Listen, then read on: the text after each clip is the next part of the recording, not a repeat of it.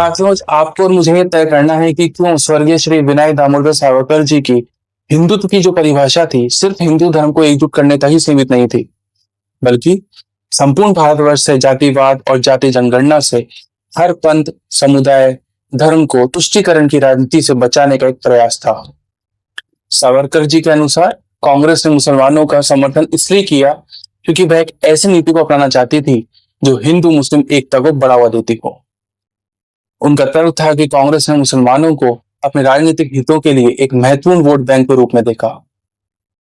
आज भी कांग्रेस जातीय जनगणना के आधार पर बिहार के आर्थिक रूप से कमजोर गरीब तबकों के लोगों को जाति और वर्णों में बांटने का प्रयास कर रही है। कांग्रेस ने दावा किया है कि 88% लोग जो गरीबी रेखा के अंदर आते हैं वो दलित, आदिवासी और अल्पसंख्यक समुदाय से आते हैं। लेकिन यहाँ सवाल यह पैदा होता है कि गरीबी मिटाने के लिए शिक्षा, स्वास्थ्य और ग्रामीण विकास की समस्याओं का निर्धारण करने के बजाय गरीब को ही गरीब के सामने क्यों खड़ा किया जा रहा है।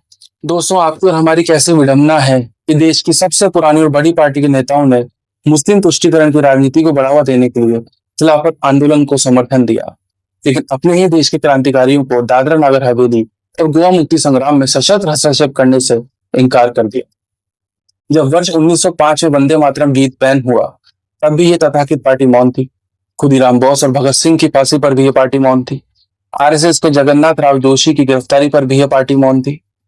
लेकिन शौकत अली और मोहम्मद अली के उकसाने पर हमारे प्यारे बापूजी ऑल इंडिया खिलाफत कमेटी की स्थापना कर टर्की के सुल्तान की गद्दी बचाने के लिए हजारों दूर मील चले गए। वो सुल्तान जिसके इस्लाम प्रचार में जिहादी मंसूबे और शरिया कानून शामिल थे, जिसे दुनिया भर के देशों से कोई प्रतिक्रिया नहीं मिल रही थी, वही गुलामी की आग में जलते झुलसते भारत की तकलीफों को नजरअंदाज करते हुए हमारे नेता जाति विशेष वाली टर्की की जिहादी लड़ाई में कूद पड़े।